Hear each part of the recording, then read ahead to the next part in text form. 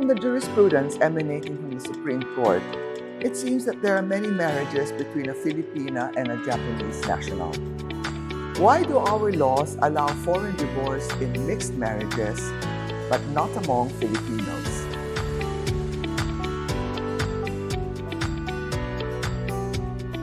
Hi, I'm Attorney Katrina Legarda. Today we will cover the topic, marrying Mr. Yamaguchi or Miss Robertson, foreign divorce, and the Filipino.